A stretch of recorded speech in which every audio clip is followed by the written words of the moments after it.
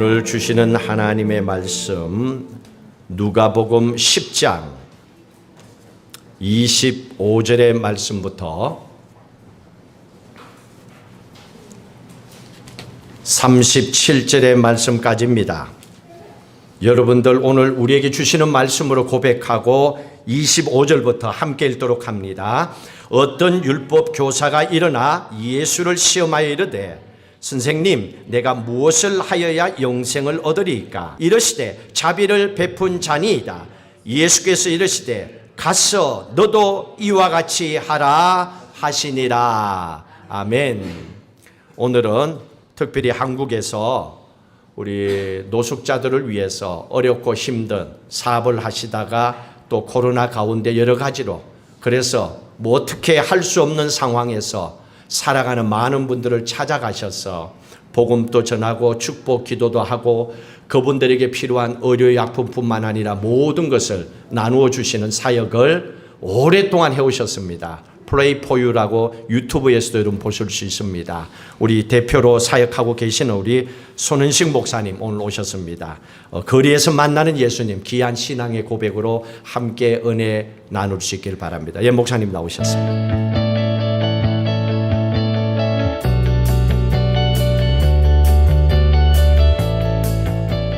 기도하겠습니다. 하나님, 오늘 거리에서 만나는 예수님 함께 나누고자 합니다. 이곳 괌 땅에도 거리에 계신 예수님 만나기 위해서 나아가는 손길 발길들이 현재 많이 있습니다. 그 가운데 예수님 꼭 만나고 그 안에서 예수님의 살아있는 말씀과 능력을 받아서 이곳 괌의 영적인 지형이 바뀔 수 있는 기적이 일어날 수 있게 우리 늘푸른 교회로 말미암아 일어날 수 있게 주님 도와주시옵고 오늘 저를 사용하여 주옵소서. 제 입에 말씀을 넣어 주옵소서. 예수 그리스도 이름으로 기도하옵나이다. 아멘. 마이크를 조금만 높여도 되겠죠? 반갑습니다. 이곳에 사랑하는 우리 귀한 하나님 아버지 안에서 한 가족과 같은 귀한 분들을 만나게 하신 주님께 감사를 드립니다. 제가 2015년도에 괌에 첫 발을 내딛게 됩니다. 그 이후로 4번 정도 왔었는데요. 그때 이제 제가 신학교 대학원 동생이 이곳 한인교회 부목사로 사역하고 있어서 제 신대원 동기의 친구들 가정과 이곳을 오게 되었습니다. 그때가 아마 이제 월요일부터 한 수요일, 목요일 정도까지였던 것 같아요. 그래서 수요일 날 그 아우 목사님께서 형님 거기 Pray for You라는 또한 이전 기존 목회와 좀 다른 사역을 하고 있으니까 수요일 날 마침 우리 담임 목사님이 한국에 출타 중이시니까 미리 허락도 듣겠으니 말씀을 거리 사역을 좀 전해주면 좋겠습니다 라고 해서 수요일 날 말씀을 전하고 있었습니다. 그런데 목사님이 이제 예배 끝날 때쯤에 뒤에 앉으셨더라고요. 목사님께서는 이제 수요일 날 저녁 비행기로 오셔가지고 예배에 참석하신 거예요. 끝 무렵에. 그리고 나서 예배가 끝나고 난 뒤에 무언가 긴히 전할 말이 있다. 그런데 저희는 여행 중이었기 때문에 호텔에 가시고 그 부목사 동생분에게 이런저런 말씀을 전하셨고요. 그 이제 동생이 교회 다 뒷정리하고 호텔에 와서 이런 얘기를 들려주시는 거예요. 그 담임 목사님이 한국에 가서 여러 가지 이제 업무를 다 보고 마침 이제 한 분 만날 약속이 갑자기 생겨가지고 서울 시내 중심가에서 그분을 만나기 위해서 또 다른 장소로 이동하던 중에 버스 정류장에 앉아 있는데 옆에 조그만 소책자가 있더라는 거예요. 주보 편지라는 격월로 발행되는 한 5만 부 정도 되는 크리스찬 격월지가 있습니다. 그래서 그거를 읽어보는데 나중에 내가 은퇴 후에 그분이 은퇴 한 3, 4년을 앞두고 있었거든요. 은퇴 후에 한국에 와서 이런 사역을 하면 참 좋겠다라고 Pray for You 사역자가 쓴 Pray for You 사역에 대한 글을 읽어보셨대요. 그리고 나서 그 책을 이제 두고 이제 저녁에 비행기로 이제 괌에 왔는데 교회 이제 수요 예배 끝나갈 무렵에 왔으니까 뒤에 앉아 있는데 앞에 있는 사람이 Pray for you 얘기를 하고 있더라는 거예요. 아무도 놀라지 않으신데. 그래서 그분은 은퇴 후에 지금 한 4, 5년째 저희 Pray for you 사역자로 활동하고 계십니다. 그리고 이제 그 동생 부목사님은 여기 동서교회, 동서장로교회 담임 목사님이 되어서 또 이제 저를 2번 우리 Pray for you 형제 자매들을 초대해 주셨습니다. 이 2번째 오게 된 거고요. 그리고 왜 하나님께서 이 늘푸른 장로교회에 부르셨는지 알게 되었습니다. 이 유우조 담임 목사님과 식사를 2번 했거든요. 목사님 말씀을 듣는데 내가 이 귀한 분을 이곳에서 만나게 되었구나. 그리고 이곳에 성도님들을 통하여서 또한 거리에 계신 하나님을 전하라라는 하나님의 특별한 인도하심이 있구나라는 것을 알게 되었습니다. 그렇게 이 자리에 서게 되었습니다. 저는 어려서부터 2가지 질문이 이 마음속에서 끊이질 않더라고요. 첫 번째 질문은 과연 하나님이 살아있을까? 왜냐하면 전 살아있다라는 것을 글로만 읽어봤지 실제로 보질 못했거든요. 하나님은 살아있을까?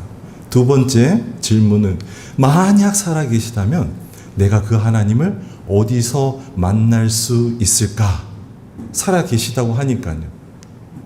당연히 만날 수 있지 않겠습니까? 어디서 만날 수 있을까? 이런 질문을 하게 된 배경에는 제가 개척교회에서 열심히 봉사하고 섬기시던 아버님 장로님과 어머님 권사님 아래에서 컸기 때문이기도 하고 어려서부터 여러 가지 궁금증을 가지고 살아온 배경도 있고요. 하지만 가장 큰 이 질문을 가지게 된 원인은 바로 도대체 만나주시지 않는 하나님으로 인해서입니다. 도대체 살아계시다고 하는데 왜 내게는 아무런 기도의 결과도 없고요. 아무런 반응이 없는 그런 신앙생활 때문이었습니다. 바뀌지 않는 패턴, 항상 죄로 가는 이러한 모습들, 나약하고 병약하고 열등감에 찌든 이 삶 속에서 과연 구원자 예수 그리스도는 살아있는 분인가? 라는 게 끊임없는 제 삶의 화두요. 2가지 질문 중에 한 가지였습니다. 과연 그분은 어디 계시냐? 살아있다면 나 정말 그곳에 가서 예수님 만나고 싶다라는 게요. 초중고등학교를 거쳐서 대학교 때 그 열등감이 폭발해 버렸고 그리고 하나님께서 인도해 주셔서 신학대학원에 오면서부터 성경책을 많이 읽어봤거든요. 성경책을 많이 읽어봤는데 나름 결론이 세워졌습니다. 성경을 보니까 만약 정말 하나님, 예수님, 성령님이 이 시대에 지금 이 자리에 살아계시다면 가난하고 소외된 이웃 가까이에 계시겠구나 이런 거를 성경을 통해 발견할 수 있겠더라고요. 발견할 수 있겠죠? 전부 다 그렇게 기록되어 있거든요. 나그네와 객과 고아와 과부를 너희가 생각하고 그를 위해서 네가 가진 것을 내어놓고 내 포도주와 내 밭의 소산물도 그들을 위해서 남겨두라. 항상 희년과 면제년을 통해서요 어려운 이웃들에 대해서 제사하며 은혜를 주셨고요. 예수님은 더할 나위 없죠. 예수님은 하나님을 위대한 나의 주로 섬기는 유대인들에게 가서 예수님께서는 온갖 화를 발하십니다. 예수님이 화냈다는 얘기는요 하나님을 섬기는 유대인 앞에밖에 기록되어 있지 않아요. 우리 세상 사람들이 죄인이라고 생각하는 누구? 세리와 죄인들에게 가서는 예수님께서 어떻게 합니까? 그들과 함께 밥을 먹고 포도주를 마시고 울고 기도하고 그들 집에서 잠을 주무셨다라는 기록밖에 없습니다. 왜 그랬을까요? 예수님 하나님이 원래 죄인이었기 때문에 그 죄인 집에 가니까 더 친숙해서 그랬을까요? 예수님 하나님이 보시기에는 하나님의 법을 따라 산다는 이 바리새인들이 세상 천지의 가장 악한 놈들이고 죄인들이기 때문에 그들 앞에 가니까 예수님이 가만히 있을 수가 없는 거예요. 이 끓어오르는 분노를 표출하실 뿐이에요. 화를 누르시면서 이 지옥의 자식들아, 너희들이 지어진 이 율법을 가지고 너희들이 사용하는 꼴을 보니까 내가 도저히 가만히 있을 수가 없겠구나. 하나님의 말씀을 가졌다라는 그 귀한 지혜를 가지고 하나님 천국문의 열쇠를 가지고 너희들이 행하는 모습들을 보니까 내가 화를 발하지 않을 수가 없구나 라고 해서 발하시고요. 예수님이 또 빈들이나 또 어디들 매일 그 말씀을 하시고 또 어디를 찾아가시면 그곳에 죄인이 오고 귀신 들린 자가 오고 세리가 오고 가난한 과부와 아이들이 오면 예수님이 두 팔 벌려서 내 사랑하는 아들, 내 사랑하는 딸 같이 눈물 흘리고 안수하시고 쓸어 담아주시고 그들 집에 들어가서 맛있는 음식을 함께 드시고 눈물 흘리시면서 기도하시고 잠을 주무셨다라는 거예요. 유대인이 예수님이 보니까요, 저 죄인과 세리의 친구 같은, 내가 저를 메시아로 여기느니 차라리 내가 죽고 말지, 그러면서 예수님을 끝내 죽였다라는, 누구나 다 알고 있는 소식이죠. 누구나 다 알고 있는 말씀의 내용이죠. 제가 그래서 거리에 나가면 소외되고 힘든 분들이 많이 있지, 여기에도 있죠. 3박 4일 동안 많이 봤습니다. 그들 곁에 내가 있으면 그들 곁에 계신 예수님을 향기라도 내가 느끼지 않을까라는 생각이 목사 안수 받기 한 1, 2년 전부터요 진하게 들더라고요. 그래서 가자, 거리로 나가보니까 어떠세요? 무엇을 해야 될지 모르겠더라고요. 그냥 거리를 하루 종일 걸어 다녔습니다. 서울 시내를, 사대문 안을 걸어 다니니까, 주님, 제가 이곳에서 무엇을 해야 됩니까? 제가요 태어나고 자라고 배워온 이 교회 울타리 속에는 제가 하나님을 만나지 못했다라는 슬픈 기억과 열매와 쓰라린 기억밖에 없는데, 주님을 간절히 찾았거든요. 근데 만나지 못한 기억밖에 없는데, 성경에 그렇게 기록되어 있으니까 제가 이곳에 나왔습니다. 제가 뭘 할까요? 예수 그리스도를 믿지 않는 분이 대한민국에 4,500만 명이 있습니다. 예수님을 믿고 주일이라도 예배에 참석하는 분이 500만 명이 이제 안 되는 것 같아요. 코로나로는. 500만 명이 뭐예요? 그보다 더 적을걸요? 4,500만 명 이상이 예수 그리스도를 믿지 않고 교회 오지 않고 이제 도리어 손가락질하는 대한민국이 되었습니다. 제가 이 교회 밖을 나왔는데 이 거리에서 무엇을 할까요? 굉장히 할 일은 많은 것 같아요. 전부 다 안 믿으니까. 온통 사대문화는 사람밖에 없는데 그 중에 10명 중에 1명도 믿지 않으니까요. 누구를 찔러도 교회를 다니지 않는 거예요. 뭘 할까요? 제가 할 수 있는 게 많지 않다라는 거 주님 잘 아시죠? 제게 달란트가 별로 없습니다. 목사님도 그러고 다른 처음 만나신 분들은 항상 허우대가 좋아가지고 운동은 뭘 하셨어요? 물어보면요, 운동 못해요. 공은요, 차면요 이상한 곳으로 가요. 저희 형은 좀 이제 하나님께서 특별한 은혜를 주셔가지고 의사로 서울대 병원에서 이렇게 막 섬기고 있는데, 저는 항상 어렸을 때부터 형을 보면요, 내 능력을 다 빼앗아 갔어. 말도 되지 않는 이런 생각을 가지고 있었습니다. 왜냐하면 할 수 있는 게 없을 거예요. 그냥 박탈당한 이 열등감 속에서 분노를 그렇게 표출했던 거죠.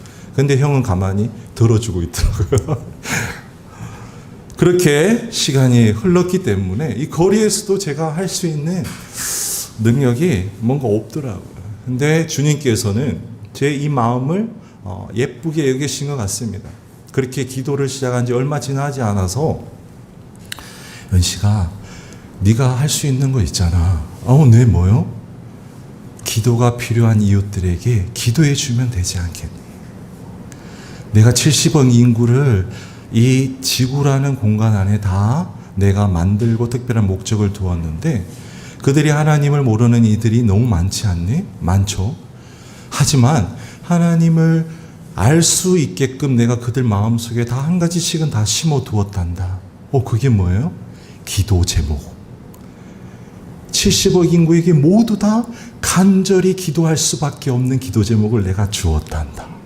그걸 위해서 네가 기도해 주면 그들이 너를 통해서 징금다리를 통해서 하나님 나를 알 수 있지 않겠니? 너무 좋은 거예요. 시각장애인 그리고 말을 못하는 장애인도요 기도할 수 있습니다. 글로 쓰면 되거든요. 모두 다 할 수 있는 그 방법을 제게도 말씀해 주신 거예요. 좋습니다. 주님 할게요. Pray for you로 제가 기도의 징검다리가 되겠습니다. 약속을 하고 거리로 나갔습니다. 종로 일가에 보면 종강역이 있고 그 중심가에 삼성 예전에 삼성 타워가 있었습니다. 국세청도 있었고요. 거기 앞에서요 2014년 1월 1일부터 시장 예배를 드리고 제가 배너를 준비했습니다. Pray for you, 기도하는 목사. 월요일부터 금요일까지 오전 9시부터 오후 6시까지 4대문 안에서 언제든지 기도해 드립니다. 배너를 세우고요. 제가 명함을 이렇게 들고 이 양복을 입고 Pray for you 손은식 목사. Pray for you 기도하는 목사입니다. 기도가 필요하십니까?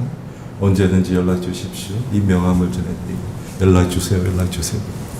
전 처음에 주님이 부르셨고 약속도 해주셨어요. 네가 내 일을 하면 내가 너 사역과 가정을 책임지겠다. 적어도 이 정도 약속은 받고 다 버리고 나와야죠. 사실 그 당시에 저는 월요일부터 금요일까지 이게 주된 사역의 일이니까 아무것도 없었어요. 아내는 오랫동안 쉬었던 자녀가 3명이 있었거든요. 오랫동안 쉬었던 찬양대 지휘 역할을 다시 하기 위해서 교회에 지원서를 넣을 때고요. 저도 이제 주중에 이 시간을 다 보내니까 주말에 파트타임 목사로 부서 사역자가 되기 위해서 또 지원을 하고 그런 때였어요. 그러니까 하나님의 약속은 분명히 필요한데 그 약속을 주시더라고요. 좋아요, 하나님. 약속으로 믿고 나가겠습니다. 그래서요, 전 처음에 나갔을 때 병자들이 저에게 오고 회사 직장원들이 기도 제목이 있으니까 그걸 가지고 오고요. 그리고 귀신 들린 자가 오고 제가 안수하고 기도하면 2000년 전에 그런 기적이 일어날 줄 알았습니다. 그런데 안 일어나더라고요. 한 달, 2달이 지났는데 저는 어떤 기분인지 아시죠? 하나님의 명을 받고 당당하게 거리로 나왔다고 하는데 누구 한 명 저를 쳐다보지도 않고요. 이상한 눈으로 보긴 하죠. 이상한 눈으로. 목사래? 이상한 목사 아니에요? 명함 받으면 다 던져버리고요. 저는 항상 이러고 있고요. 한 달이 지나지 않아서 제 어깨에 힘이 빠지면서 저는 제 마음속에는 무슨 생각이 들까요? 이러다가 죽겠구나. 이러다가 아무런 이름 없이 향기 없이 빛도 없이 그냥 다시 내가 왔던 그 교회로 돌아가기도 솔직히 마음에 들지 않는 거예요. 이렇게 끝나겠구나. 나라는 인생. 내 가족도 있는데 너무 안타깝다 하면서 그렇게 쓸쓸히 2014년 1월 달에 얼마나 추웠는지 아세요? 대한민국에 한파가 몰아오죠. 그때 아침 9시부터 6시까지 있으면요 손가락이 이렇게 굽혀지지도 않았어요. 항상 거리에 있었으니까. 너무 힘든 상태로 을지로 입구역으로 가서 2호선을 타고 신당역에서 6호선을 갈아타고 화랑대역으로 가는 거예요. 봉화산역 쪽으로.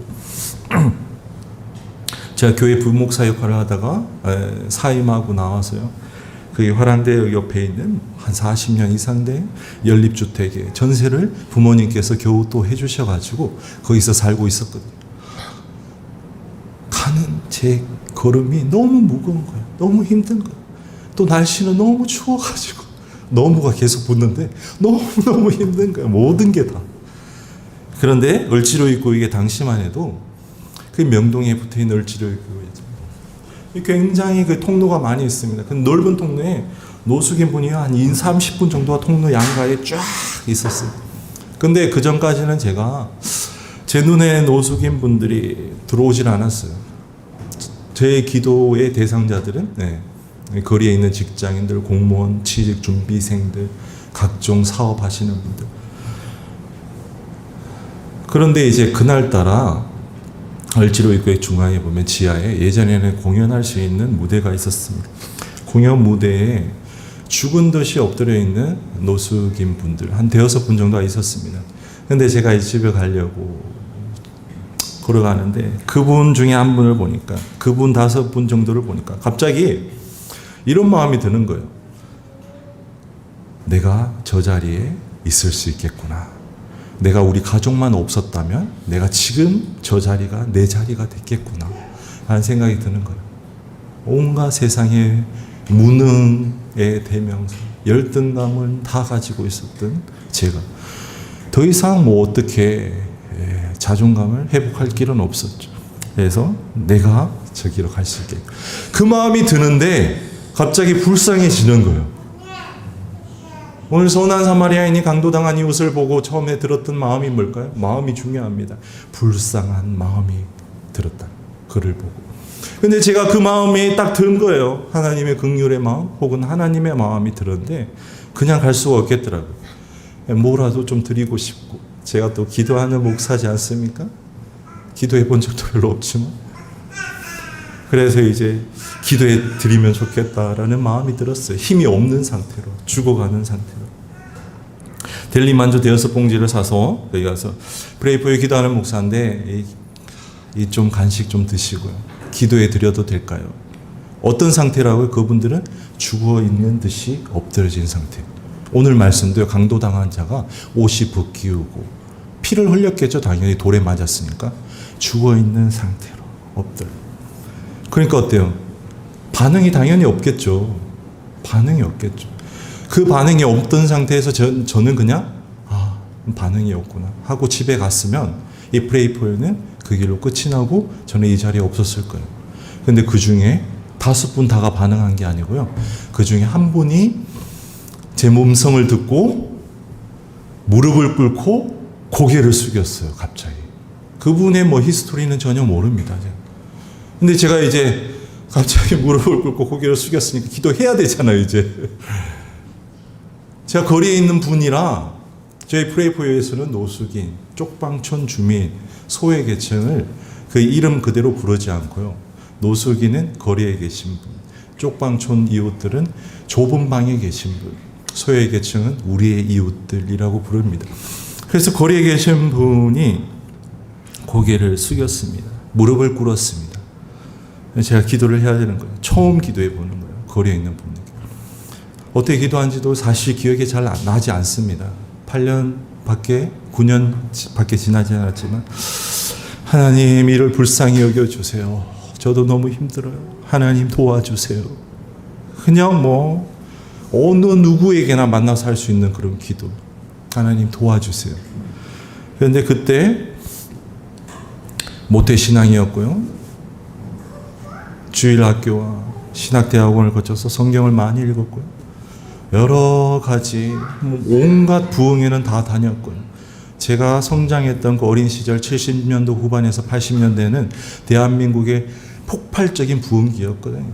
시골에서 제가 자랐지만 항상 기도원을 갖고 부흥회를 갔었습니다. 그래서 항상 제가 찬양을 막 열심히 뜨겁게 하면 뭔가 찌릿찌릿한 느낌은 항상 있었고요. 그리고 다 지나고 나서부터 문제가 해결되고 멀리 떨어져서 바라보면 하나님이 기도를 응답해 주셨네? 이런 느낌은 항상 가지고 있었어요.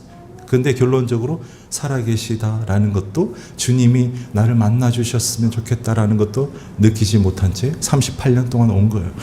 그래서 38살 때 그때 기도를 드렸는데, 은씨가 내가 이와 함께 있다. 찾아와줘서 고맙다. 은씨가 하나님의 음성이 들렸어. 찾아와줘서 고맙다. 내가 이들과 함께 있다. 그러시는 거예요.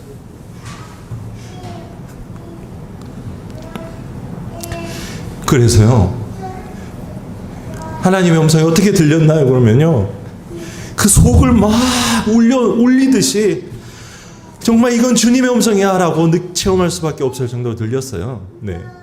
누구나 의문을 가지시겠지만 직접 들어보면 아실 수 있습니다. 그래서 주님의 음성을 드디어 듣게 된 거예요. 그래서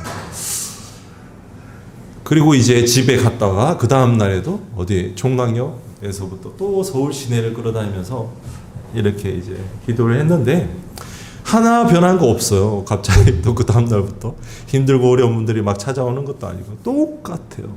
똑같은데 한 가지 변한 게 있습니다. 제 마음이요, 뛸 듯이 기쁘고 구름 위를 걷는 기분이었어요. 언제까지요? 지금까지. 9년간. 9년간. 그렇게 3년간 혼자서 계속 이제 사역하고 오후의 시간은 거리에 계신 분들과 만나가지고요, 대화 나누고 그 옆에 같이 앉아서 대화 나누고 뭐 필요한 거 있으면 사드리고 혼자서 사역할 때요. 그리고 이제 기도하는 거예요. 같이 손잡고 기도하고. 그렇게 3년이 지났습니다.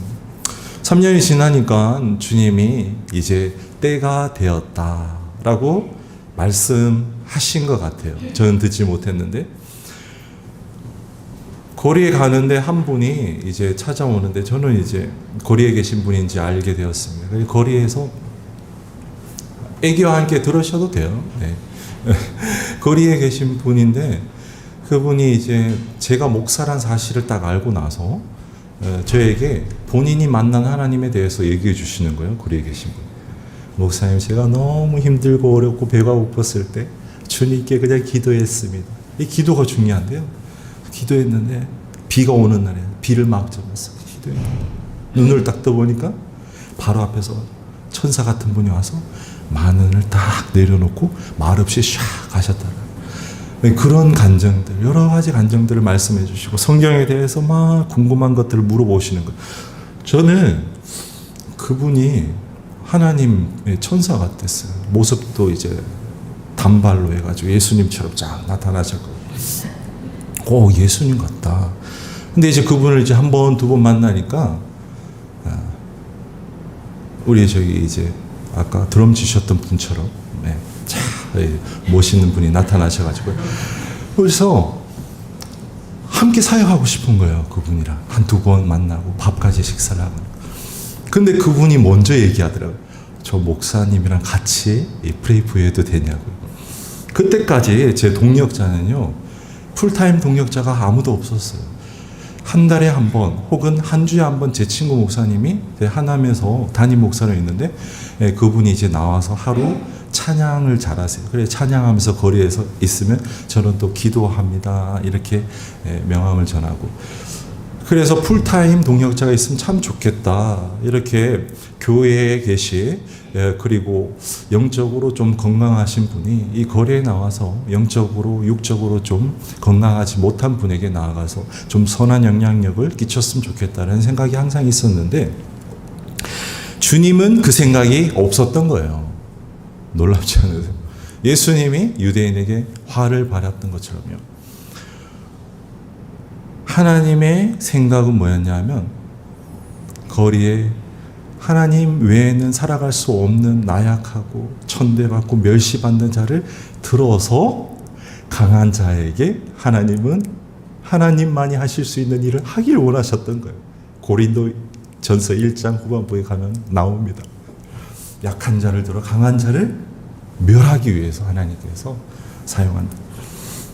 그분이 저와 이제 함께 사역하게 되었습니다. 저도 이제 속마음을 얘기했죠. 저도 형제님이랑 같이 하게 되고 싶었어요.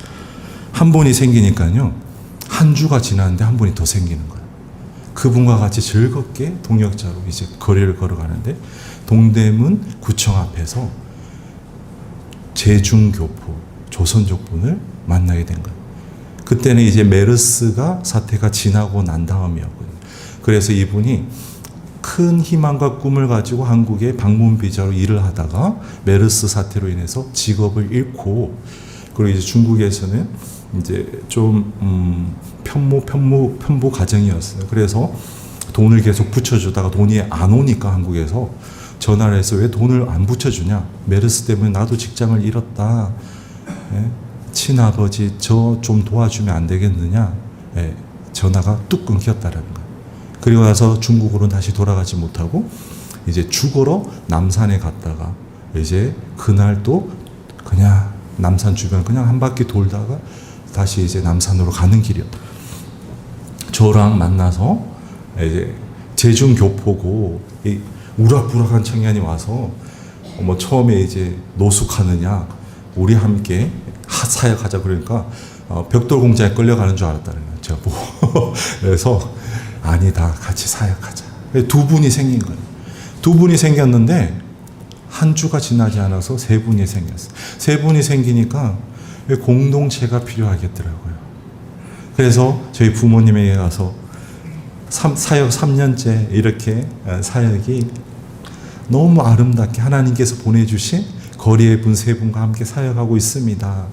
그분들에게 이제 고시원 비용은 도저히 저희가 대줄 수가 없었어요.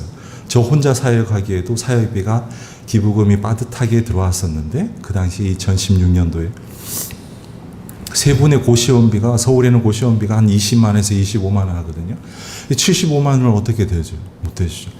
부모님께서 월세가 들지 않는 전셋집을 좀 구해주면 좋겠습니다.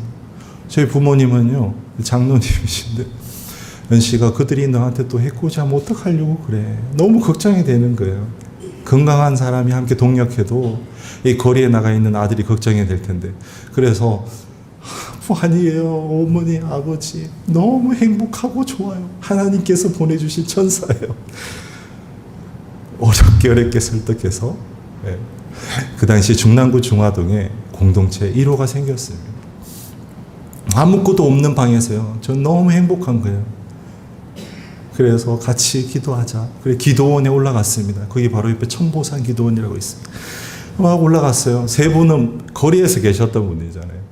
한 분은 하나님을 알고 간증도 있는데 두 분은 하나님이 누군지 목사 보고 저보고도 연설한다고 그러고 말씀을 전하는데 뭐 목사라는 명칭도 익숙치 않은 분들이에요. 그렇게 세 분이 모여서 기도원에서 뭘 하겠습니까? 그냥 기도하고 이제 그 다음날 아침에 내려오는데 모르는 번호고 전화가 오는 거예요. 전화 받으니까 CGN-TV PD라고 하더라고요. 그래서 촬영을 하고 싶대요. 거리에 있는 목사님이 맞냐고요. 그래서 저는 그 당시까지 예전에 어떤 상태였다고요? 아주 낮은 상태였어요. 저한테 방송국 PD가 연락이 오다니까. 그 당시까지 저는 혼자서 사역하고 있었거든요. 있을 수가 없는 일이잖아요. 그래서 그 다음날 저희 이제 공동체 새로 생겼잖아요. 엊그제 생겨가지고 이제 계약서에 잉크도 마르기 전이었거든요. 오신다는 거예요. 저는 장난 전화인 줄 알았어요. 오실 때까지 안 올 거야. 장난 전화일까? 아니면 혹 바로 그 다음날 아우 죄송합니다 목사님 새로 누군가 섭외돼서 못할 것 같습니다. 이런 얘기를 들려주실 줄 알았습니다. 근데 그 다음날이 되니까 저희 집에 새로 텅 비어있는 그 집에 메인 PD분과 작가분이 오신 거예요. 그래서 얘기하시기를 거룩한 바보들이라는 프로그램 18편짜리를 제작하고 있는데 그 18편의 마지막 주인공이 지난주에 펑크를 냈다라는 거예요. 예. 그래서 급하게 수소문하다가 그 막내 PD의 남자친구가 뉴스엔조이라는 언론사에 기자로 있는데 제가 뉴스엔조이에 그냥 누구나 기자가 할 수 있습니다. 시민 기자로 등록해서 제가 보고 제가 그 당시 느꼈던 그 소외된 이웃들에 대한 사회의 정부의 지원이 너무 형편없었기 때문에 그런 글들을 조금씩 제가 아는 상태로 썼거든요. 그걸 보고 이런 목사도 있더라라고 해서 연락이 온 거예요. 그때가 언제라고요?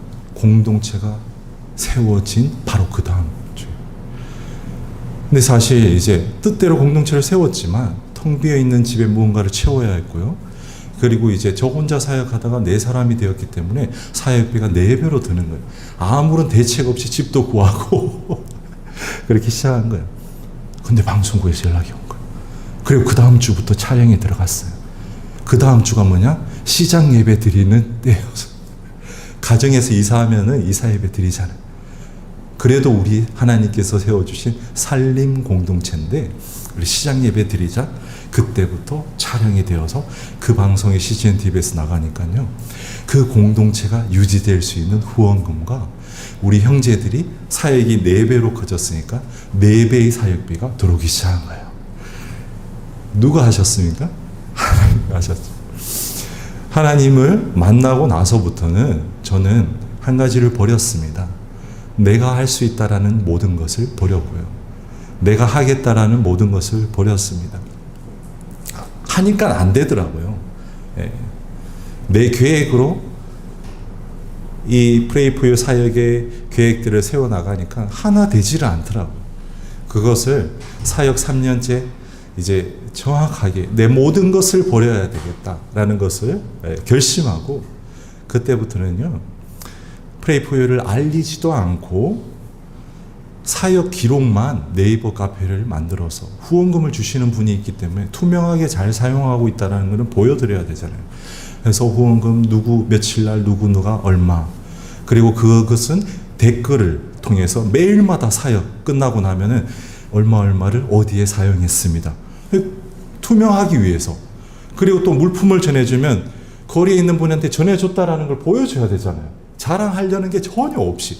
그래서 누구한테 전해주면 꼭 사진을 그 물품과 그분의 얼굴이 나오지 않는 하반신을 찍고 올리고 전해줬습니다. 이것만 열심히 하고 있습니다. 그랬는데 여러 가지 얘기를 다 생략하고 지금 이제 사역 내년이면 만 10년째가 됩니다. 그래서 지금은 매주 월화수로 이제 한 20여 명의 사역자분이 그렇게 거리에 나가서 700개에서 매주마다 한 1000개의 간식과 필요한 물품들을 챙겨서요. 서울의 종강역, 종로 쪽방촌, 화요일 날에는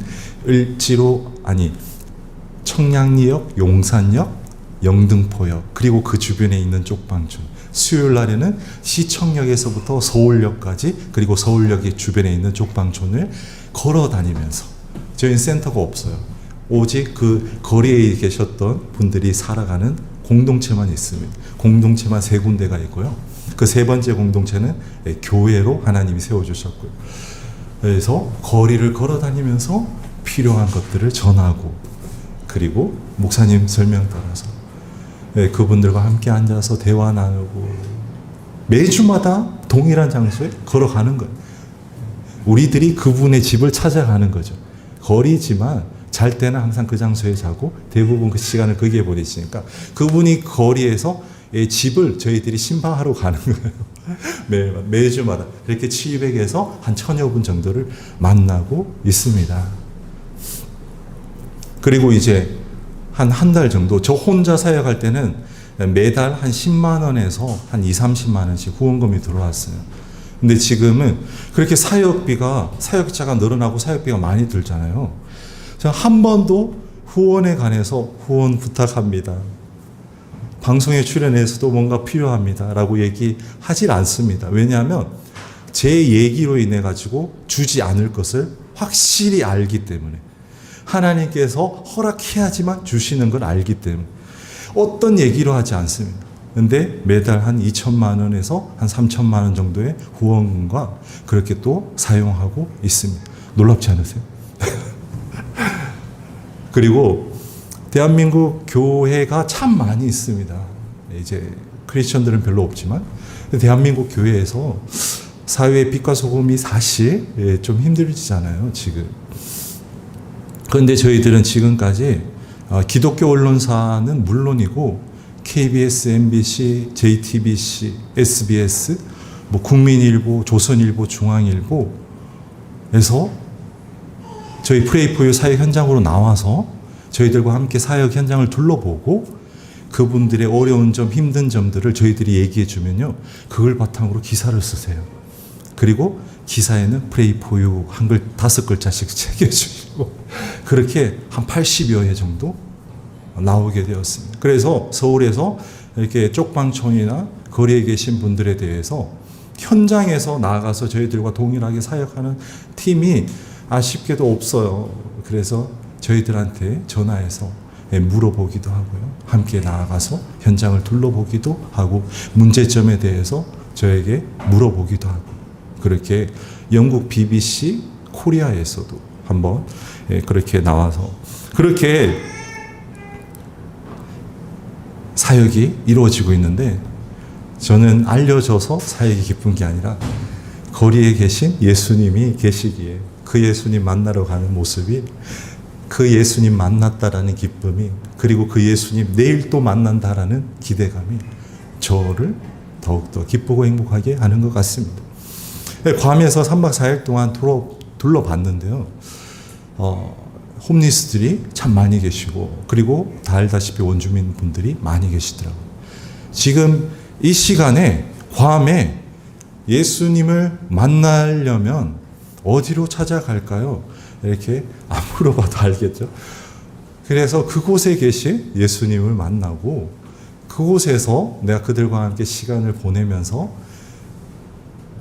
함께 시간을 가지면은 예수님께서 머리를 쓰다듬어 주면서 너무 착하다, 충성된다, 너무 고맙다 라고 하는 예수님의 음성을 듣게 되실 줄 믿습니다. 그러면요, 제 기도 제목이 더 이상 없어집니다. 필요가 없어요. 기도할 필요가 없어요. 저보다 저를 더 잘 아시는 하나님, 제 미래의 모든 상황과 형편을 아시는 주님께서 그 모든 형편이요 주님의 뜻대로 이루어지게끔 드라이브 해가세요. 주님이 운전대를 잡고. 그러니까 저는 그 뒤에 타가지고 제가 무슨 기도를 할 필요가 있습니까? 제 처음에 나왔던 그 기도 제목, 주님께서 네가 내 일을 하면 내가 네 사역과 가정을 책임지겠다라는 약속을 신실하게 지금도 이루어가고 계십니다.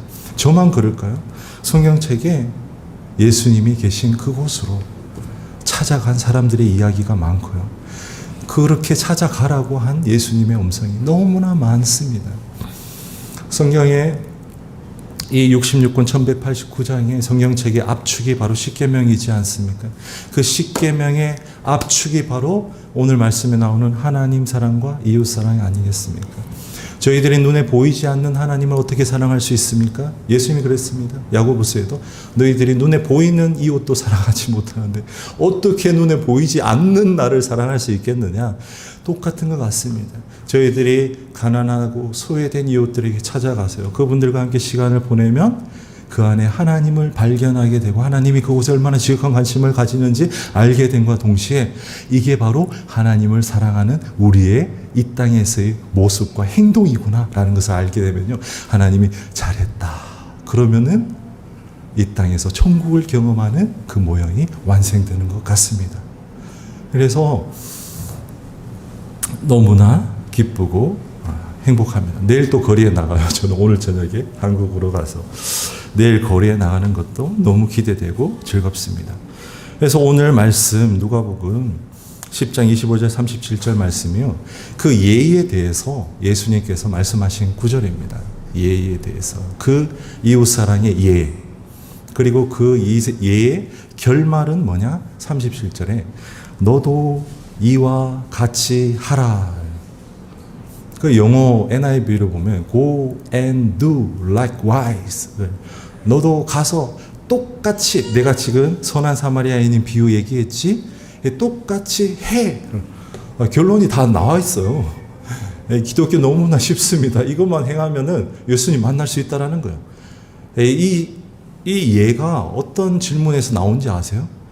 비록 시험했지만 영생에 관한 질문에서 나온 답이거든요. 우리 영생이요, 그렇게 고민할 필요 없습니다. 이것만 하면 돼요. 해결이. 그 질문을 누가 했습니까? 율법사가 했대요. 이 성경에 대해서 그 당시에 가르치는 교사이자 성경에 대해서 모든 것을 알고 있는 율법사가 질문했다는 거예요. 그걸요, 또 이제 이건 예잖아요. 그 핵심을 한 절로 압축한 게 있는데요.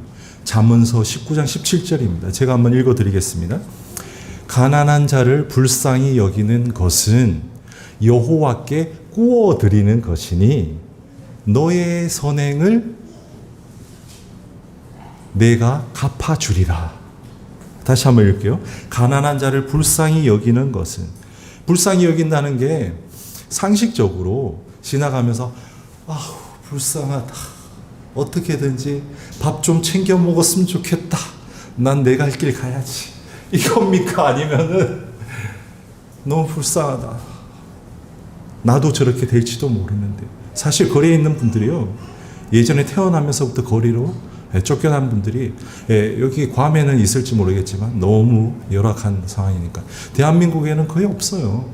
태어났을 때는 정말 훌륭한 집안에서, 자랑스러운 집안에서 태어난 분들요, 제 주변에 거리의 분들 너무 많아요. 지금도 거리에서 만나는 분 중에요, 자기 형님이 미국에서 훌륭한 한인 목사님으로, 여동생은 아주 훌륭한 집안에 시집간 누나가 있고요. 그런데도 본인은 거리에 있죠. 그래서 너무나 불쌍한 것을, 불쌍히 여기는 것을 그냥 뜻하는 게 아니라 선한 사마리아인의 예와 동일하게 행한다는 것은 여호와께 구워주는 거래요. 여호와가 돈이 없습니까? 우리에 대해서 무엇을 구울 만큼 부족한 게 있습니까? 하나님이 없어요. 근데 여호와께서는 구워준다라고 명시를 해버렸어요. 말씀 가운데 나에게 선행을 베푸는 거야. 그 말은 뭐냐? 마태복음 25장 34절부터 40절에 최후의 심판장의 결론이 났어요. 우편과 좌편에 양과 염소의 비유가 있는데, 양에 있는 어려운 자들이 하나님께서 어떻게 칭찬하는지 아시죠? 너는 내가 목마를 때 마실 것을 주었고, 너는 내가 줄일 때 먹을 것을 주었고, 너는 내가 나그네 되었을 때 나를 환대하였고, 너는 내가 옥에 갇혔을 때 찾아와 보았다. 양에 있는 의인들이 깜짝 놀랐어요.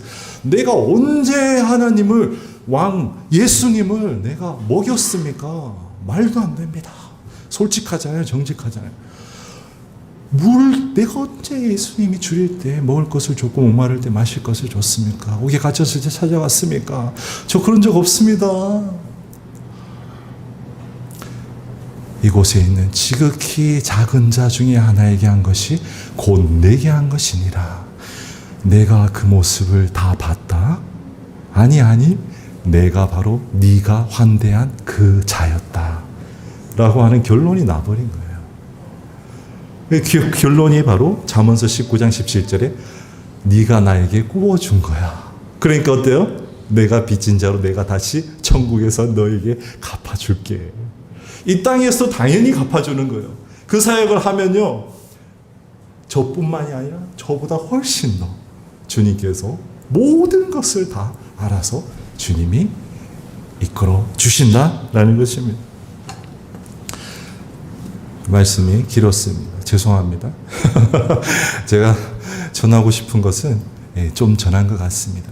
이 괌이 한 15만 명 되는 인구의 한인분들이 한 4, 5천 분 된다고 말씀을 들었습니다. 그런데 이곳에서 이렇게 한국에서의 프레이포유와 비슷한 동일한 사역들이 이곳에서 다른 이름으로 각 교회마다 이렇게 만약 이루어진다면 이 영적인 지형이 수년 내에 바뀔 것 같다라는 마음이 많이 들었습니다. 왜냐하면 밭이 너무 좋아요. 다 잘 사는 이웃들과 잘 사는 사람이라면 내가 도울 자들이 없어요. 근데 이 괌은요, 눈을 조금만 돌려보면 도울 자들이 많은 것 같아요. 밭이 너무 좋습니다. 그들을 향해서 나아가서 손을 잡아주고, 일회성이 아닌, 이벤트 행사가 아닌 추수감사절, 사순절, 부활절, 성탄절이라고 한번 나아가는 것이 아닌 지속적으로 예수님의 마음으로, 거리에 계신 예수님을 만난다는 그 마음으로 나아간다면 이 괌 전체가 아마 하나님께서 그 지형을 한국인으로 인해서 바꿔주시지 않을까라는 기대감이 들었습니다. 그리고 나누기를 원합니다. 함께 기도하겠습니다. 하나님, 오늘 거리에서 만나는 예수님, 부족한 자의 입을 통해서 전했습니다. 제가 만난 예수님, 그리고 이곳에 계신 예수님, 이곳에 귀한 하나님의 사람들을 사용하기 원한다는 그 예수님의 마음을 나눴습니다. 하나님 이곳에 하나님의 마음이 전달되고 하나님의 뜻을 쫓아 나아가는 하나님의 사람들이 많아지게 하옵소서. 예수 그리스도 이름으로 기도하옵나이다.